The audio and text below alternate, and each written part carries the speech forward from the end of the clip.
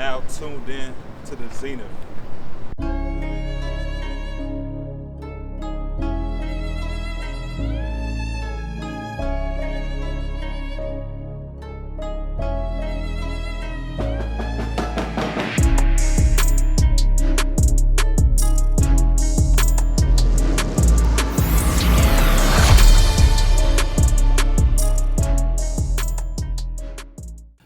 Welcome to episode 2 of the Zenith Podcast. There's so much emphasis being put on mental health. Everyone talks about how important that mental health is. There's a lot of government money being appropriated to mental health, but nobody ever brings their therapist on their podcast. Guess who did it? I did, because I'm just that guy. So today I'm honored to introduce someone very near and dear to my heart. Someone that's kind of responsible for even seeing this person that y'all seeing here today. My therapist, Melody Thompson. She is the owner of Creative Care Solutions, and to be honest, y'all, she a beast. She a bomb. She's a bomb. Like, the best counselor. I've seen her for personal therapy, relationship counselor. She's it. She's everything. So, Thanks for having me. I know that was kind of like... I'll take it, right? Yeah. So, we talk all the time. Mm-hmm. Tell me just about why, because I mean, you've helped me out tremendously. How did you get here? What made you want to go down this avenue of this line of work as a profession? Like, what made you passionate about it? Okay, so, when I was a kid, I always wanted to be 3 things. I wanted to be a counselor, a teacher, and a lawyer. Fast forward to my freshman year in high school, they had a mock trial, and so I was able to participate on it. Super excited, right, because it lets me be my lawyer in action. I was supposed to do a closing argument, and I froze. Like, my mind went blank. It was horrible. Like, I don't believe it. Like, you no, froze? My gosh, my mind was like... And I was like tripping over my... It was horrible. So we're riding back on the bus, and I'm in my thoughts, and I was just like, I'm not going to be a lawyer. I'm going to be a counselor. And that is when I got super passionate about that and went all steam ahead. Later on in life, God started actually talking to me about what I was going to be doing in counseling, which is the Christian counseling thing. And as I was in the field... I started realizing that I was gravitating more toward relationships, and that I just had this passion for relationships, partly because the world really steers you wrong and we don't really have great frameworks for relationships, but also because relationships are so near and dear to God's heart, right? That's why He created us, to be in relationship with Him, and then also created us together to be in relationship with one another, and so that's what drives me. You see the answer? Can't you? I mean, that's the best answer that you could have possibly got. This is what I keep telling y'all. Y'all going to pick up a lot of gems from this show. I will tell you, and they don't know, but I'm going to say it now. Obviously, at one point, I was looking for a counselor, and but I was just, okay, how do you find a counselor? So I'm on Google, and I'm like, I'm counselors in Atlanta. And then, there's SEO, so Psychology Today comes up. And I'm just searching, and I'm searching. I went past a couple of people, and then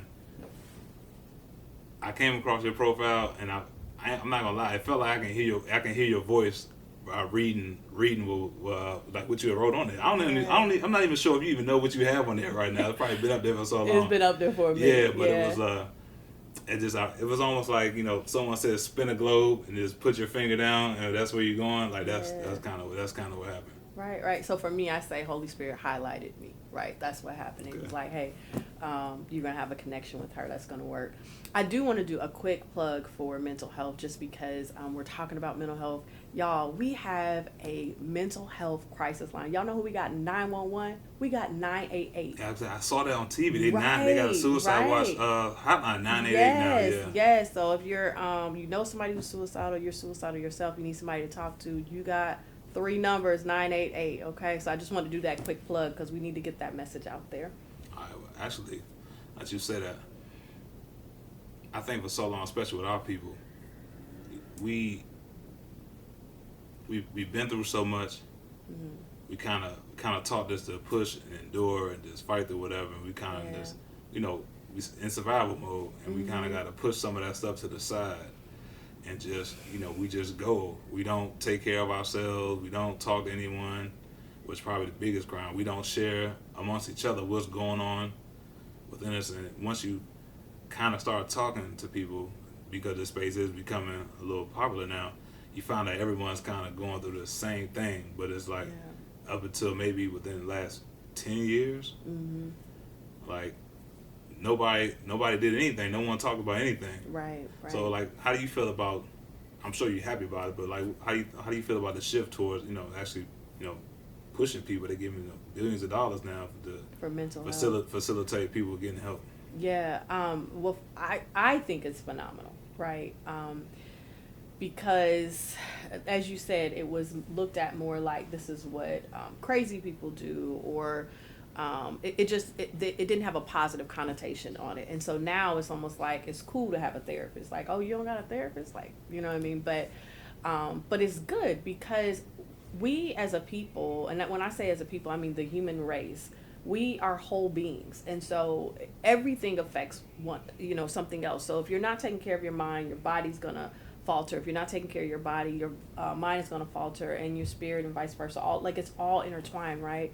And so I think that as a country, quite frankly, that is where our shortcomings have been, right? Even just the way our society is structured, it's not really structured to promote mental health, right? Our society is more structured to promote anxiety, to promote depression, because of how much we go, how fast we go, how much access we have to one another, et cetera, et cetera. And so if we're going to have a society like that, we absolutely should have a society that's promoting, right, to care for that on your own, since we're not doing it as a society. Okay. Now, obviously, we kind of now we're not all the way in the clear, but we coming out of 2-year pandemic. Right. So I know when I first started seeing you, I was actually coming into the office. Yeah. And then one day it was just like, Lawrence, I don't know if we're going to be able to take clients anymore in office. Right. And yeah, because I think you were one of the first that got one of those first phone calls. Yeah, I think I was. So it was, COVID really changed the world, but it also changed you guys' practice. So talk about how, number one, if you can hit them all, how COVID affected your practice, good or bad, and then how COVID affected some of your patients is how people, because people were locked up in the house, couldn't go nowhere, couldn't socialize, like how that affected us as a people. Yeah. So in terms of the practice, it's really trippy, like for me anyway, because so COVID hit around March, right? Mid-March, top of the year, that January, God was like, you're getting ready to expand, right? So in my mind, I'm thinking brick and mortar. Now, Lawrence, you've been to the office. I was in the office with like 3 other girls with their own practices. So I wasn't really sure what that looked like, but that's what he said. So fast forward, we get to COVID. Now we're all forced into virtual settings, like instantaneous. And I know for me, like when I was making those first phone calls, I don't know if you remember, I was like, so this week, right, we're going to be on virtual, and I wasn't even telling all of my clients at one time. I was literally doing it week to week, because in my mind, we were going back to the office. We weren't, we weren't going to have to do this long term. But as we know, COVID lasted way longer than we thought. And so for my practice, it ended up taking it from brick and mortar to a virtual setting. And within that context, I ended up hiring 2 employees, partly because there were so many clients that were coming in, flooding from the COVID and what was going on and how people were being affected. And, I would say hats off to all those therapists out there like me that were working through COVID, who were experiencing our own experiences. I even know for myself, my anxiety was crazy heightened, had a lot of crises that were going on within my own life, but you would say you probably had no clue that any of that was going on because of the way I presented. That's because I know you just extreme professional, but I know how people dump on me, and I can just imagine you listen to everyone else's issues. I know you gotta have. That's actually something. Well, we can go there now. So, who do you go to everyone had to have a go-to person, especially. Right. I know what it's like being that person. People, they come to you. They value your perspective, and they value your honesty, and they value your ability to think, be subjective, sometimes not judge, and they trust you. Yeah. But when people know you like that, everyone knows that's you. You get it from everybody, and then you sometimes feel like you don't have somewhere where you can go. I feel like that a lot of times, but if I get to come to you, but who do you go to? Do you have a therapist? Okay, so I do not currently have a therapist, but I absolutely recommend that people have a therapist when you are in need of one. I don't necessarily believe that you have to have a therapist at all times, at every facet of your life. You're welcome to, right? But I don't think it's like absolute necessity. So I do not have a therapist currently, but I'm not opposed to having a therapist when I feel like that's something that is needed. Now, what I do, number one, if you're going to be the rock, because that's what you're describing, right? I'm the rock, right? You absolutely have to take care of your mental health on a day-to-day basis. Like, you cannot be somebody who is mentally unhealthy or unstable, because you are going to come crashing down very fast. So that's one thing that I do, is I really protect my mental health and my space. That was one of the hard things for me with COVID, because one of the ways that I do that is solitude and time with God and myself. And when COVID happened, everybody was in the house, and my husband and them could tell you, like, they saw me like sitting in a corner on the stairs just trying to find space, right? To get that solitude. But so that's one of the things, is like making sure that you're clearing yourself, centering yourself, being very in tune with yourself. I know when I feel off in the morning, and I'll take out extra time with God. But who do I go to? God is the first and absolute. I spend a lot of time with him, and we do a lot of work together. But I also go to my husband, right? He's a big support system for me, and I also go to my mom. They are and my sister. Shout out Angie. I can't leave her out, right? But they are like the big, support system for me, and catch me when I fall. And if it's greater than all of that, then we absolutely will bring in a therapist, and I will do the work that I need to do. But primarily, like, if I'm having a hard time, they are with me, and I'll say I absolutely love the way my husband cares for me when I need care, right? He is very attentive, and he's present, and he just does. I don't even know how to explain. Like, he just does. And so I have an amazing support system. Yeah, right. Shout out, man. Men, we need that. Right. We need that. That was good. Yeah. All right, so like, with everyone being forced, I guess, to see you virtually, was it difficult? Because sometimes the interaction, there's some certain things you can feel when you have that person or a couple like sitting right in front of you. Right. You feel like you lost some of that doing? That's a great question, because I'll be honest, I was more anti virtual counseling. Like, I had it available when you guys were coming. I don't even know if you knew I had it available, because it wasn't something I promoted. I had capabilities, but I never really promoted it, and it was kind of like one of those things, like, if we have to, we can always do this, But what I have found through COVID is that I actually am not missing anything from it. Yeah. If I was, I would be back, and I promise you, because I care too much about y'all. So, but we're not missing any outside of like a electronic glitch, every now and then or whatever. No, people are still getting what they need. I'm still able to pick up on things. God is still speaking through session. Like, we flowing, right? I will say I missed the whiteboard, right? I know, because I used to write on the whiteboard. But other than that, right? All right. Well, what was because I'm asking this question because, obviously some people haven't taken a step to, they may not know they need assistance, or they just may not have the courage to go get it. What are what type of issues spiked during COVID that you noticed, where people were coming to you like, man, this keeps coming up, up? What were those things? Trauma and anxiety were probably some of the highest at that time. Depression, absolutely. And for couples, conflict, right? Not knowing how to navigate conflict, because what happens is you're almost like in this pressure cooker. You know what I mean? Because now you're trapped inside, and where if you were having problems navigating conflict before, it's only going to be exasperated because you can't get away from the person now, right? And so some couples, that just destroyed their relationship because they did not do anything about it except experience it and then say, I'm out.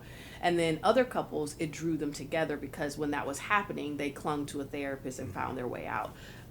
But yeah, those were like some of the biggest, especially because with the pandemic, we also had racial reckoning that was going on. There was a lot going on at one time. So trauma was big, I think. Was it, I don't know who else you see, but do you see issues that are more common amongst, like, maybe, I can say it's, let's be real. You see certain issues amongst, between race. Like, say if you have black clients, you kind of see certain things coming up in our community as opposed to versus others. Yeah. I just say others. So not so much, right? And I actually went online to double check this because I was like, when you sent me that question, I was like, I don't really feel like there's a difference per se in terms of like how we're presenting for therapy. But what I will say is that we have more trauma because we live in an oppressed country, right? And so, y'all, I'm not a big political person. Please don't take that away from this, because I'm not. I'm not. I asked that based upon statistics, not what the numbers say. That's what the numbers say. Like because what happens is I go in and I'll say, what are my clients presenting? And then I say, okay, let me go back and see what does research say? And it basically says the same thing, that we present pretty much the same, like our issues are the same. However, we do have more trauma because we live in an oppressed country. And so how does that manifest? Well, it manifests by us not trusting medical care facilities. Right? It manifests by us not trusting police because of the historical context that partners with it. And that we tend to trust faith-based facilities, right? Churches and pastors and stuff like that. And so we're more prone to go to them than we are therapists or doctors or et cetera, et cetera.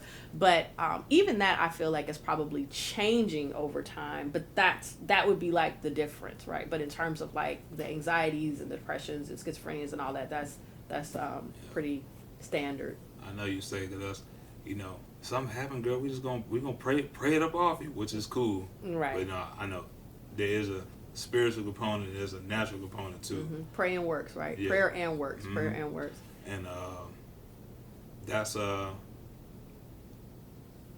they some, I guess, in our community, I grew up in church my whole life. Right. It's just something happens, we just gonna pray on it. Right. But like.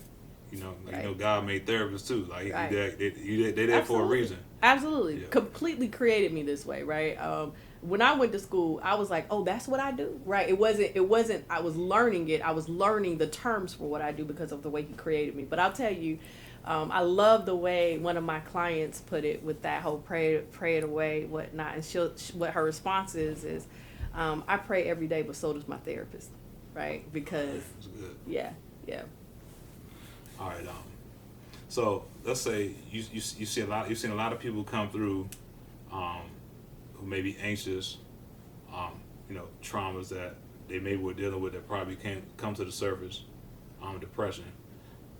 Without giving too much of your secret sauce away, what are some type of what techniques do you use?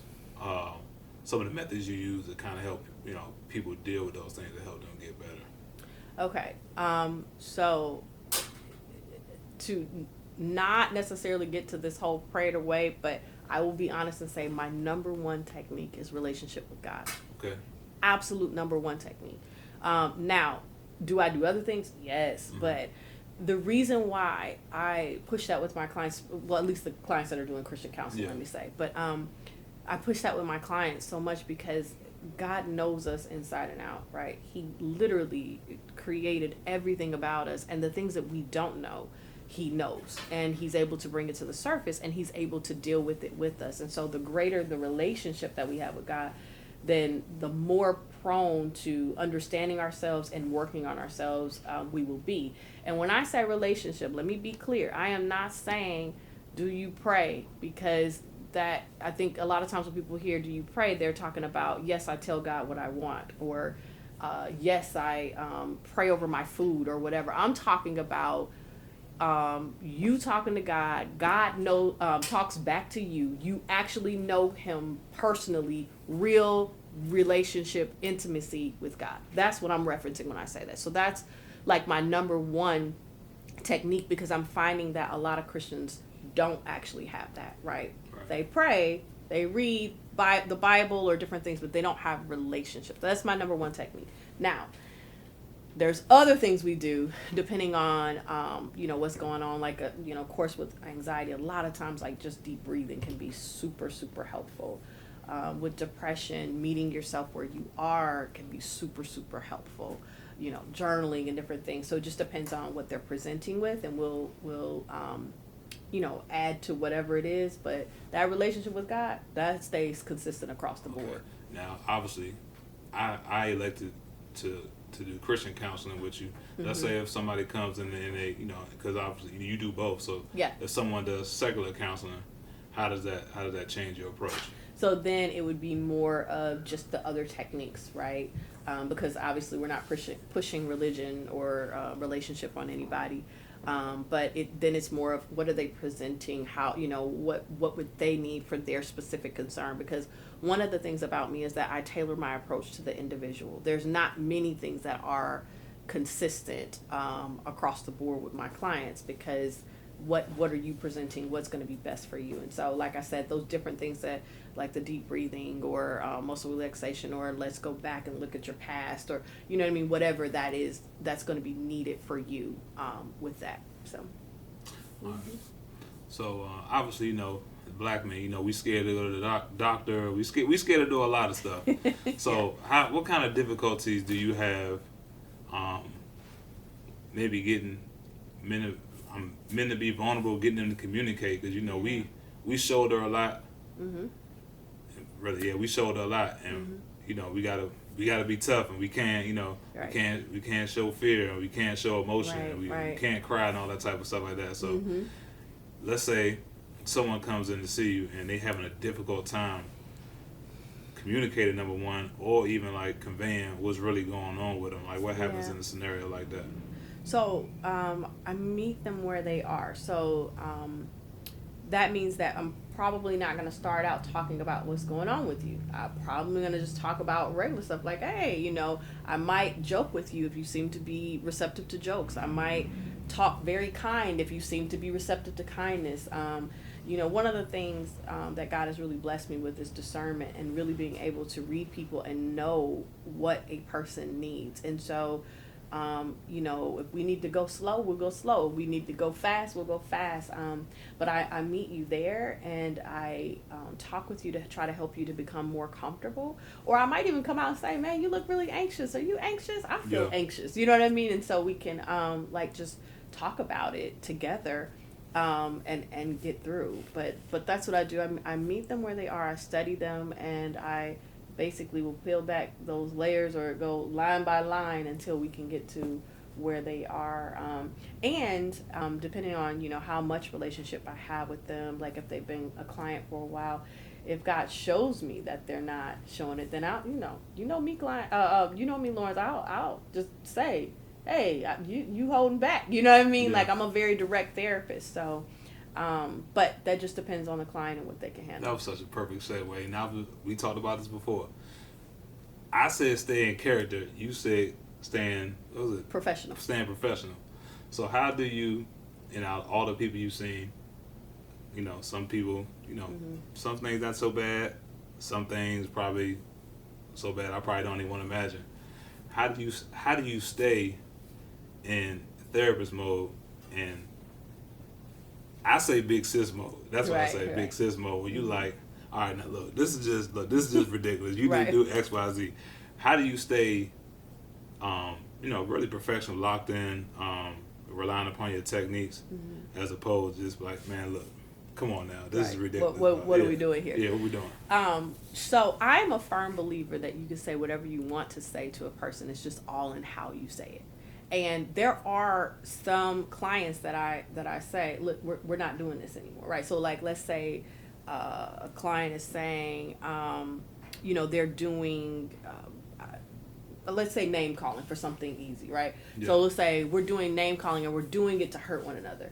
And that's like a big hurdle in our fights or whatever. Like, yeah, absolutely. I'll say to the client, listen, we're done with that. Okay. We're not going to call anybody any names anymore. And we're going to, you know what I mean? We're going to move forward. And everybody in agreement? You know what I mean? Because like, why? But it's still professional because it's how I structure it. It's what, you know what I mean? How am I saying this? How am I conveying it to them? So I'm not cussing them out. I'm not, well, I don't cuss, but I'm saying I'm not telling anybody off. I'm not kicking up my feet, acting like it's, you know what I mean? Like we're just hanging out.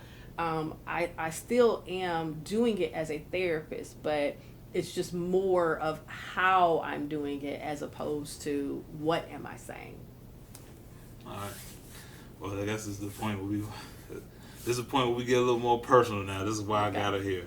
I can tell, I'll talk about what I've struggled with.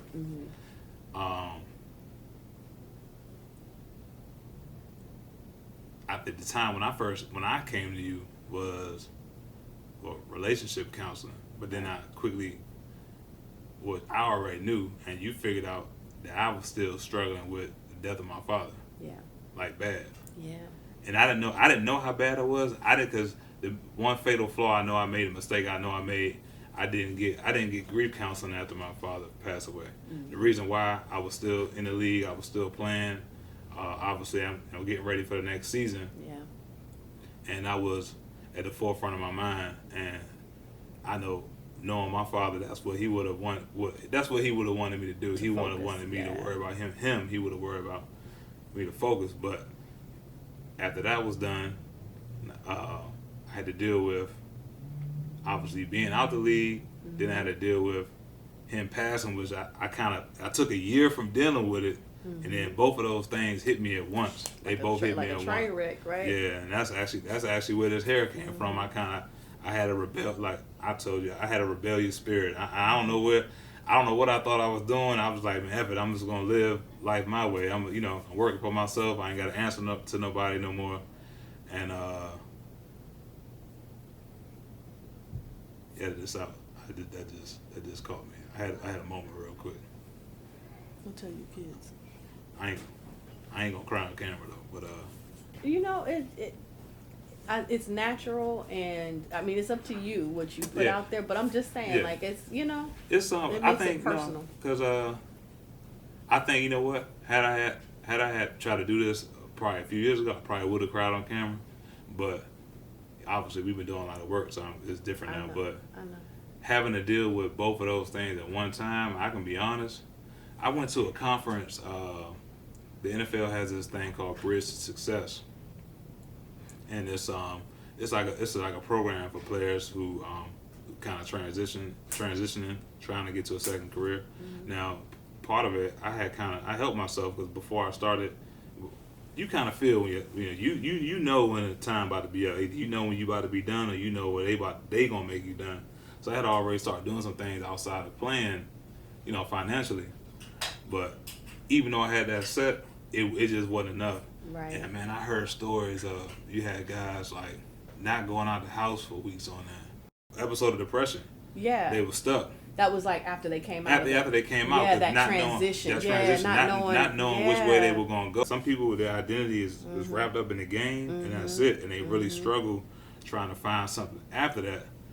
But I remember, I had to be honest with myself. I heard some very, very bad stories. It was a week. I didn't go outside for a week. No, but that makes sense though, right? I mean, I was stuck. But you have to conceptualize this, because what you're looking at is, your career. It was the end of this career path that you chose, and then now you're not going out of the house. What I'm looking at is, you've been in preparation for that moment since you were, 6, 8, 10. You know what I mean? Whenever those first moments of football happened, and the training and all of that behind it. And so your whole life essentially is structured around football and trying to make it, right? And trying to get to the NFL. And then you finally land the dream job that most people don't have, that they don't get to. And then your whole life is structured around the NFL, right? Even you were talking about different things that you didn't do or did do as a result of being in the NFL and structuring your life around it. Yeah. And then all of a sudden your life is just not structured around football. Like, come on. Yeah. That was tough, and it was more so like, you know, just the competitor in you wants to keep on going, like, nah, I ain't done, you know, forget what they're talking about. Right. But I'm sure that would have affected me a lot, but then having the extra piece on top of it. Yeah, oh, that's man. a whole nother. Man, that was, I ain't gonna lie. And it made me, you know, not looking back at it now from a much more emotionally intelligent standpoint, man, very irritable. Man, even my relationship between me and my mom had got tough for a hot second because she was hurting, I was hurting, but obviously, you know, I'm trying to be tough for everybody else because, you know, the new role I'm in is, you know, the man in my family now. That was difficult. And even still, you know, people called and check on, but I'm still being a dumb person. Right, like, they just shoveling more dirt on top of it. Shoveling more dirt on top of what I had going on right now. And then it took a minute. And I probably lived like that, feeling like that for, man, I ain't gonna lie, probably 3 or 4 years after my father passed away. I hadn't dealt with it though. Right, I was about to say, and that's not abnormal though, right? Because what you're talking about is compounded grief. You had double grief, right? You're grieving the loss of that NFL life, the lifestyle, whatever all that comes with it, and then you're also grieving the loss of your father. Two huge things in your life. And you're talking about, like, I mean, what would we expect? What, you to grieve 6 months? You know what I'm saying? Like, come on. Like, of course, it's going to take some time. Yeah, it did. You know, I think the part about it is you feel like it puts you in this going to sound bad. I think I might have said it to you before, but it puts you in a spot where you feel like, damn, I'm next. Like, you know, like my grand. His dad's passed. Now my dad's passed. And I'm looking at like, okay. And, you know, I'm having the children at the moment, so I'm looking like it's nothing before me and it's nothing after me. It's like a weird, like a weird spot. Yeah, weird space to be in. Yeah, I could see that. Did he die at an early age or something that makes you 60? Okay. Right before his 60th birthday. Okay, so some people might consider that early. So I can see why you're saying, you know, what does that mean for my own life, right? That's what I hear you saying. Well, not for my own life, it's just because, I mean, well, my dad, he was healthy. He had lung cancer, so he smoked for, he had stopped smoking for like 10 years, but he smoked the previous 30. So got it. Okay. Outside of that, everything else health wise was fine. But I mean, but that's what happened. You can't undo 30 years of smoking. I mean, that's kind of what it is. Yeah. See, so you're talking yourself out of it right now, right? What? So, like, because initially you were saying, like, I'm looking at my grandfather and then my father, and then you are doing that reflective work inside of you. Because when I say, oh, so you're asking what about me? And then you're like, well, no, because I'm not in the same circumstance as him, which is true, right? You know, I thought about it because I was in college when his father passed away, and I remember we had a game, and coach, I drove from Richmond to North Carolina, and, you know, they had the funeral, and I drove back, and I remember my dad standing at that time looking at, you know, his father, and I'm looking, I'm like, damn, I wonder what he's thinking about. Yeah. And then, you know, then I had to go through it, so it was now I know what he was thinking about now. Yeah. What was he thinking? Shoot. He was thinking what I was thinking. Time. Yeah, maybe a little bit different because, you know, his family situation was a little weird, but he didn't live under the same roof as his grandfather. So at that time, he's probably thinking maybe miss time. I don't know. You know, maybe might be. Miss time. Yeah. Obviously, that wasn't my predicament. So I was just thinking, like, you know, I'm out. You know, I don't have any regrets. You know, my father was everything to me, but you know, just the realization, like, you ain't never gonna be able to talk to that person ever again. Yeah. It's like a crazy thing to think about. Yeah. In a way, that's missed time too, though, isn't it? It is. Mm-hmm. What I said to you one time was grief.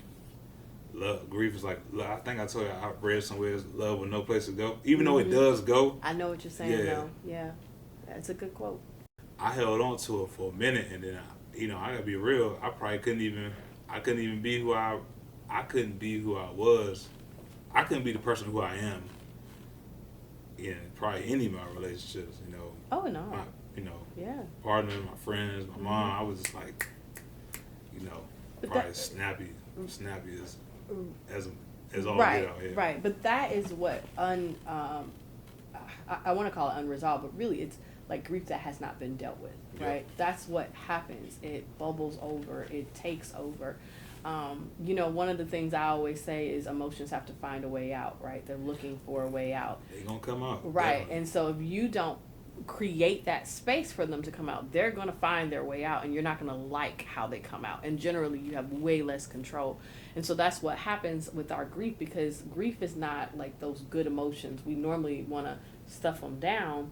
And so if we're not, riding the wave of grief and allowing grief to just naturally come out, then it's going to come out like anger and frustration and snappy behavior, and you're just not going to be the nicest person to be around. Now, second thing that you struggle with / you got on me about / my mom got on me about, everybody, just like being an athlete, we geared to perform. Right. No matter how you feeling. Right. We don't understand people who don't perform. You know what I'm saying? to that extreme level, right? Yeah, to the extreme level. Yeah. And it's like I'm sitting there thinking about it. I tell people all the time, I just thought about this. I'm like, I work my best under pressure, but I'm like, shit, I don't even know how to work without being pressured. Uh-huh. Like, obviously if it's a perfect environment, it's cool, it's even better. I can still do it, but this being under so much pressure, we just geared to go and to fix like right now. Like even now, if you give me something to do, or if it's homework after a session or after a couple sessions, if you give me something, I know Lawrence, he gonna do it. He gonna do it because he wants to get better, and this is what he does. Mm-hmm. But it's like you look around, and you have some people who aren't as motivated as others, or they struggle getting to a certain place, or sometimes people just offer a lot of lip service and they don't do it. I'm like, man, what's holding them up? Like, what's that about, right? That's the part me and you go back and forth about a lot, because I'm like, well, dang, something gotta want to push you to want to get better. Like, what's the hold up? Like, if you really want this, you just do X, Y, Z, and you be on me about it. Yes. A lot. Yeah, let's say you remember what I told. Well, I've said many things about it, but one of the things I remember talking to you about is that your experience with results with that, right? There are people who have tried it and then they had bad experiences. So we talked about like the person who maybe did all of this and didn't make it to the NFL, right? Whereas it worked out in your favor. So of course you would keep doing something that works in your favor. But other people might see it as, I wasted my life. I wasted my time doing that. And so they may not be as receptive. That's one. And then we've talked about like how much anxiety comes from doing hard things. And that doesn't mean that people will never get there. That just means that they are on their own course, time-wise, for actually accomplishing those things. All right. So I got this thing that actually you told me, and I stole it, and I put it in the video, and it was talking about, you told me do it afraid. Yep.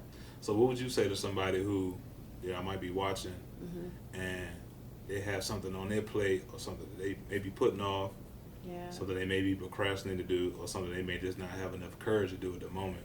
Yeah. And it's holding them up. What would you tell them? I would say do it, right? Like that is how I have gotten to the place I am in my life. I would not have a practice today if I didn't just do it.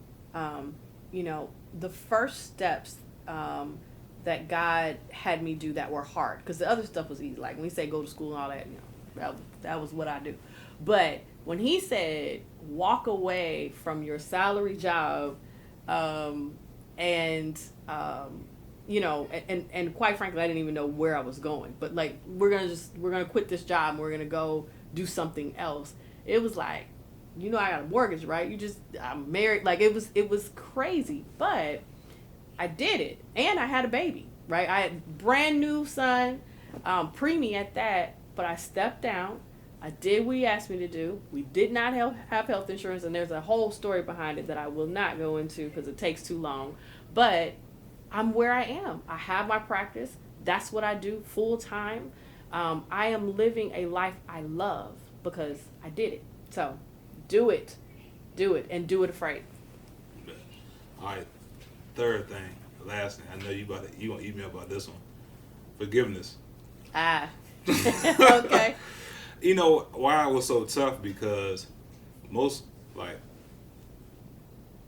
I feel like I lived my whole life with like a chip on my shoulder, like trying to prove people wrong. Yeah. And it's just, you know, people always, you know, people deal with doubters or people saying that they can't do some stuff. But you know, when somebody does something to you, I know. It's like, it's crazy, but like, if you can learn how to fuel and direct it and hone it towards something that you're trying to do, and it's like 93 octane fuel. Like, it gets you there. But on the other side of it, once you, like, right now, okay, I was like, X person or this person did this to me, and I just took a mental note of it. I logged it in the back of my memory, and this person said I couldn't do this, and I logged it in the back of my memory, and it's that mentality has gotten me to the highest of heights, and some of my largest successes have come from really saying F them people, I'm gonna show you, or, you know, really worried, you know, kind of just, you know, taking a note of what they said. Okay, all right, now watch when I come back. And I had that moment. You had that moment, like that aha, look at me moment. I had that,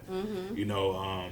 But then coming out of that, you know, I had to learn that mentality really don't work, because, as you say, you got to offer the same grace as God would. But just that amount of spitefulness in your heart. I know. It'd be eating at you, man, don't it? It's like, come on over to the dark side, yeah, but right? It can make you petty. It can make you, you know. Yep. It's just not good. So I would say, how was your experience working with me through that? Like most people, right? Having a lot of patience. A lot of grace. Which I'm learning, which I didn't have. So number 4, I ain't no patience neither. No, right. But a lot of patience, a lot of grace, and just literally walking with my clients hand in hand, walking with you hand in hand through the experience. One of the big things I think about forgiveness, people just don't understand, is that forgiveness and healing are separate. They are not together. People love to merge them together. I still feel hurt, so I can't forgive. Forgiveness is a choice. It's a choice that you make whenever you choose to make it. And healing is a process. And the thing about forgiveness is that it actually benefits you way more than it benefits the other person, right? And so you prolonging that actually is hindering you way more than it's hindering another person, because 9 times out of 10 the other person is just not even thinking about you, if we're just gonna be real about it. Those people that you holding hostage to this forgiveness, they probably aren't really hostage. And the ones that are, you know, yes, it would be great for you to release them, but honestly most of them aren't. It's for you. So, you know, forgive. All right, am I allowed to talk? Can I talk about that day where I had to write everything down and throw it in the trash? Absolutely. Okay. You could talk about you. I can talk you about want me? to talk All about. Cool. Yes. Right. No HIPAA violations. No HIPAA violations there. Let me tell y'all about this. This is probably the day that stands out the most. And it took a couple days to get there. Mm-hmm. So I had a session. It actually was in the midst of a couple sessions, but it ended up being, it might have been one of the first times I came to you for myself. Now I'm thinking about it. Yeah, for the individual stuff. That was at the beginning. I think it was. Yeah. So I had to write. Well, she made me go home and come back and write down all the times that I can remember. Like, you know, certain stuff happens, but some of the stuff you distinctly remember. Mm-hmm. And you know who did it. It don't matter if it was last week or 10 years ago. Right. You remember like it was yesterday. So I had to write all that stuff down. And it came from a myriad of people. Mm-hmm. You know, all different type of relationships in my life. I bet you were probably shocked at some of the people that ended up on the list. Yeah. I'll be honest. Yeah, it was I ain't gonna say them all here, but I had to write down some like kind of some hurtful stuff and the people, and I had to write it down. Then I had to ask, was I ready to forgive? If I wanted to forgive him, Yeah. if I was ready to forgive him, and if I wasn't going to. Yeah. And man, going through that whole thing, and now I look back and know it was therapeutic because actually going back and writing everything down, you actually kind of relive each and everything. Yes, that's what it was. It was giving those emotions a way out. You had to relive each one. And did I have to write a letter? I think that was for the harder one, right? We won't name any names, but so one of the ones, two of them were huge, and I had to write a letter. I didn't give it to him, but I had to write a letter to him. And I think the first week I came back, I said I wasn't ready to do it, and then I came back the second time, and I had I think one was ready, right? The one, if I was ready to forgive, I had to write those letters, and then I had to read them. And I was in there booing like a baby. I know. But then I had to, after I got everything out, and some of it was kind of heavy, then I, balled the list I had up, the 2 letters I had, and I had to throw them away. And I had to leave them in the trash, and everything I felt, I had to leave it there. Yeah, leave it in that room, in that space. And I think that was the end of the session. I think I went home. Yeah, you never picked it back up emotionally, did you? Nah. What was you thinking when I left? This is like a successful session. I'm always glad. I'm like, hey, I did great today. Yeah. This was awesome. Yeah, like I always celebrate the good sessions. Like that's part of why we do what we do, right? Because we're a part of that transformation. So yeah, it was powerful. Yeah, man. I know, reliving that. I know, huh? I'm looking. I was just thinking about it right now. Like that day, that was powerful. Yeah, that was man. So look, let's not make this all doom and gloom. Yeah. Obviously, you see people not only for their personal problems, but you see for relationships. And you big on relationships. You love relationships. You love love. You love to see people getting married. I guess just generally, what are some of the common things you see when people come to you that you can talk about vaguely for couples counseling? Okay, so. Of course, the things that I say that I am specializing in terms of relationships, I see them. So like infidelity is a big one. So people generally will come to me for that. Blended families is another one. So people will generally come to me for that just because that's, I say I do it, right?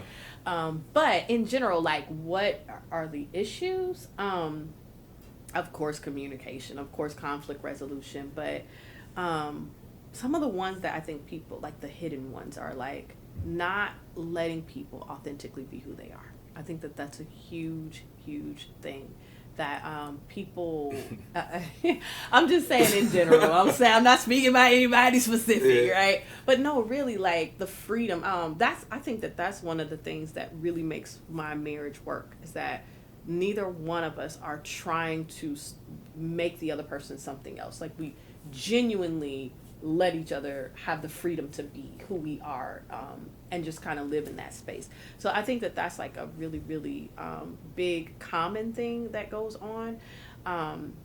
And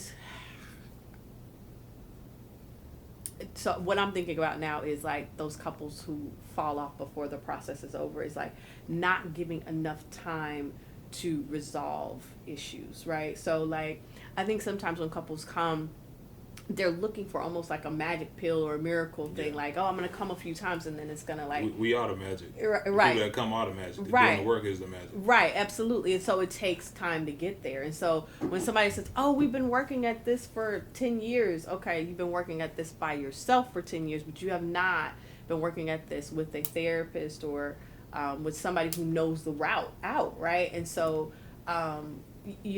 giving that real time toward transformation and healing, because that's what has to happen, right? We have to transform as people and we have to heal as people.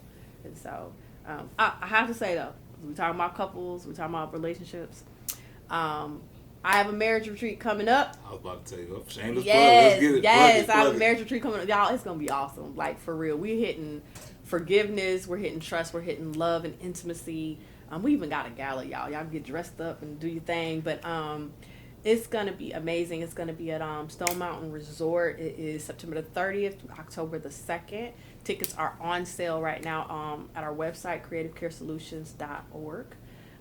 We even have online slots. So listen, you feel like you too far, you feel like y'all got kids or whatever, come, because we're going to send y'all the stuff, the supplies you need to be able to participate in everything, and come be transformed, come reconnect, all that good stuff. We're going to have a good time, and we're going to transform in the process. So I think we touched on briefly earlier, just, statistically, in the Black community, we have a huge, we got an issue of, fatherless homes.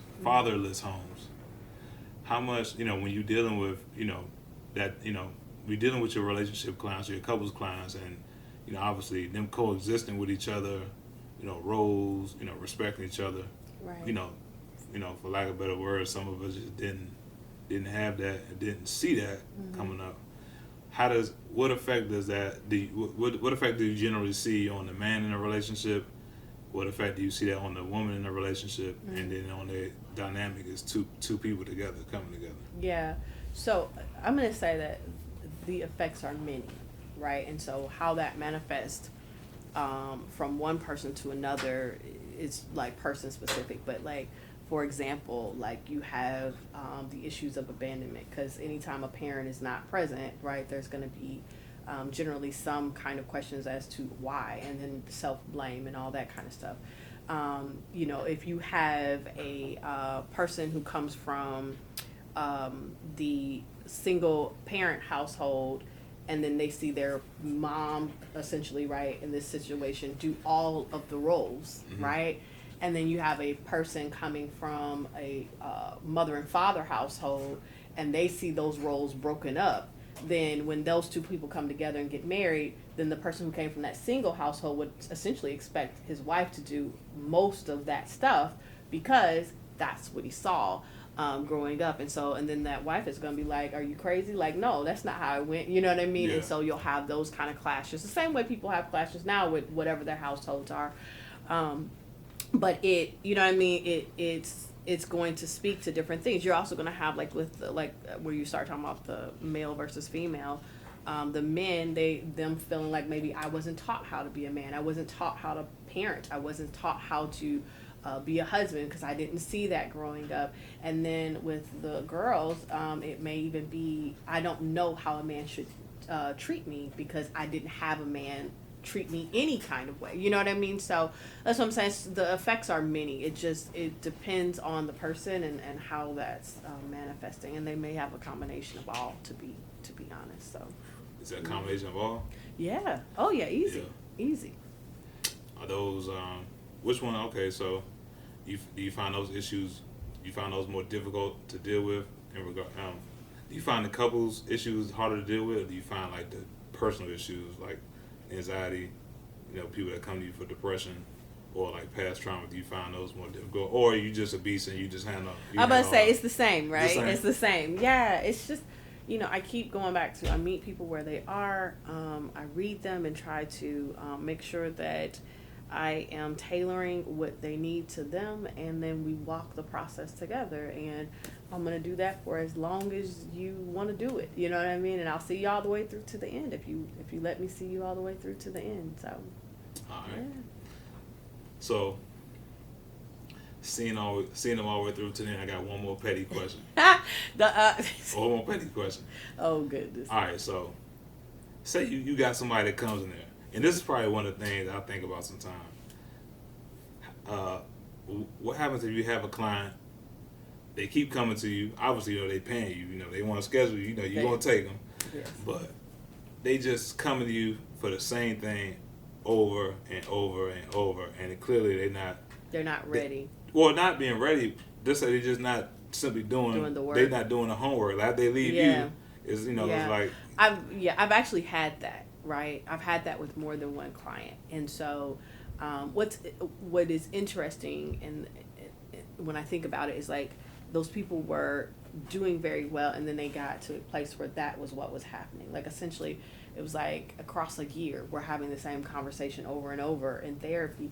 But the thing about me is, because I'm a very direct therapist, I'm not like having this information and I'm holding it and, waiting for you to figure that out. I'm saying that openly in session, like, hey, like we're still having this conversation, like, and some people just need that time and space to get there, right? Those same people that I'm talking about did eventually come out. It just was their process. And so how quickly or how slow that process is individual specific. And sometimes it's because you're not doing the work, and sometimes it's that you're not ready to do the work. And so just merely hearing it over and over again is helpful for you, because you're not giving up on yourself, right? I'd rather see you hold on and do that if that's going to be helpful for you, than to stop and then essentially never get out of it because you were like, well, I'm not making any progress anyway, right? So, but, whether that's effective for you or not is even going to be person specific as well. Do you think it's a difference between somebody actually needing help and maybe someone just needing to be accountable? Yeah, sure, absolutely. All right, because people need different things. Mm-hmm. Okay, because sometimes this not to minimize anyone. Sometimes there's a difference between an issue that we can't regulate on our own, mm-hmm. and then I already know what you're gonna tell me. I already know what you're about to say. If it's somebody trying to walk into it. No, I'm not trying to walk into it, but I know you, so I know what you're gonna say. Like sometimes, we get it. I always say like almost more times than not, the bad decision is made in the presence of the better one. Okay. And we in get presence of the better option. Oh, gotcha. Okay. It's made in the presence of the better option. Okay. Am I going right? Am I going to go left? And most times we know which way we should go, but sometimes we know. Yeah, sometimes we know. Sometimes as human, we just go the wrong. I'm gonna do it anyway. We do it anyway. And then let's say someone comes to see you for something they know, like, look, you shouldn't have did that. Right. How do you regulate that? So that's what I mean by them taking accountability, yeah. or them actually having an issue. Because sometimes, because mental health has become, I know you said popular, like people really need help, but now, mm-hmm. like you said in the beginning of the interview, I got my therapist on speed dial. Right. It's like part of a club, but mm-hmm. sometimes, be real, I feel like some people don't need therapy; they just need to be accountable. And right. I know you about to eat me up about that. Right. Well, no, I'm not going to say that person doesn't exist. Of course, that person exists, but. Do you have an accountability partner or an accountability team, right? So yes, there are people, like if that happens and comes in, I hold them accountable. We talk about why you're not moving forward in it. Sometimes it's just choice. Sometimes it's anxiety. Sometimes it's, I'm struggling with figuring out how to move forward. I mean, there's all kind of things that could go on with it. But like some people literally don't have the accountability club, right? They have people that they can talk to, but they're not good people that would actually hold them accountable. I actually was listening to, oh goodness, what were their names? They're popular people in the Christian community. Forgive me, I haven't listened to them much. A client actually sent me the video, but I was listening to them. It's a husband and wife team, and they were talking about like choosing friends, right? Based off of friends that would actually hold them to a higher standard and that would promote them doing the right thing in their marriage and et cetera, et cetera. And everybody can't say they have friends like that. Everybody can't say they have family like that. And so for some people, they're going to get a therapist that can do that because they don't have it in their world, unfortunately, right? But sometimes it is that, and sometimes it's not. So probably more direct, possibly you. Let's tear down that fourth wall. Let's look right into the camera. Okay. If someone, because most of the stuff that you do, we all have homework. But like mm-hmm. you said, if you don't have an accountability partner or a circle, mm-hmm. I mean, to help you, a circle is almost like it's a cage for real. Mm-hmm. So let's say someone's struggling finding the right people or finding someone to keep them on the right track. Mm-hmm. Keep them dialed in, lasered in on their progress, and kind of make some of the stuff you talk about, to incorporate it in their daily life, Mm-hmm. What would you say to them to possibly someone who may be looking for a circle? What would you say to them? Like who's trying to find an accountability Yeah, no. person, When I say, let's say, my name is Jack. Okay, hi Jack. My name is Jack, right? And I don't know why I said Jack, but It's okay. I'm with you. I'm a cheater. Okay. I've cheated on my spouse, and I've come to you. And let's say I also have a drinking problem. Okay. I don't see substance abuse, but I hear you. Okay. All right. We talk to you, and you give me these list of things to do. And I don't. That's not my thing. So I don't know what you tell people who cheat. But that was what I threw in. Gotcha. But dang, I cheat with my homeboys all the time. My friends. That's who I cheat with. Right. That's who I drink with. Right. Like. Right. I can't leave my homeboys. Like. Right. I need to find some new people. Right. How do I go about that? How do I find the new people? Yeah, how do I find the new people? If I'm Jack, how do I find the new people? Oh, okay. So are we doing Christian counseling or are we doing secular counseling? I'm a CME Christian. Let's say I'm a Christian You're a with most Christian. days. Okay. I'm a CME Christian. All right, So let's give me both. Show me how to do both. So if you're a Christian, then I would absolutely say if you start trying to get on track, God is going to meet you there. And so if you need a new circle of people, he will absolutely give you that circle. I mean, that's just what it is, right? Because that's who God is, right? Now, if you're not a Christian, then I would say that what I would first focus on is not necessarily gaining people, but more of the separation. If you feel like that I can't stand and accomplish what I need to accomplish in this circle, then I need to separate myself from the circle, right? So we're going to start with separation because trying to replace before separation might actually be too big of a task, especially because you're also trying not to cheat. Like, it's so many factors, right? And so we don't want to like pile it all up. But so I I'm going to try to take myself out of that, and then then we can try to start talking about like what environments might actually produce what I'm looking for. So I wouldn't necessarily say like go find some friends in the club. Not to say people that go to the club is bad. Y'all might be all right, but I'm just saying it's not where I would send somebody who's not trying to cheat per se, right? But dang, but now, Melly, I done turned my back on all my friends. Now I'm by myself. I feel isolated. Now what do I do? Right.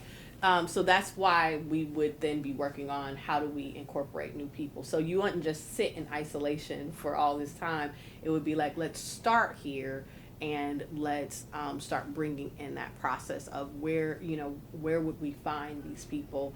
Like, for example, I was a part of a mom's group, right? That might be a good place to actually find other women who are married and are doing well with their husbands. You know what I mean? I don't know, but it's possible. So just talking about our environments and changing that up so that we can be in environments that might produce the type of people you're looking for, since you're not doing Christian counseling. But I'm going to tell you, the people who's doing Christian counseling are going to have it way easier, because God is going to send them people. He's going to be telling them where to go instead of you having to figure out all of this on your own. So, We're going to end it on that. Nothing else needs to be said. Look, make sure you like, subscribe, and click the notification bell. And stay tuned for more coming from the Zenith Podcast. Melody, is there anything else you want to say? Any more plugs? This is a shameless plug. Listen. Retreat. I'm telling you, it's not one you want to miss. Like I said, we're going to have a great time. People are going to be reconnecting. Literally, people are going to be transformed. Are they going to transform? Yeah. They're going to transform, right? She the deal. She that one. Listen, while you're having fun and while you're enjoying each other. So, again, September 30th through October 2nd, go register, creativecaresolutions.org. Seats are limited, guys. Get on there, register, and I can't wait to see you there. We gone. Bye.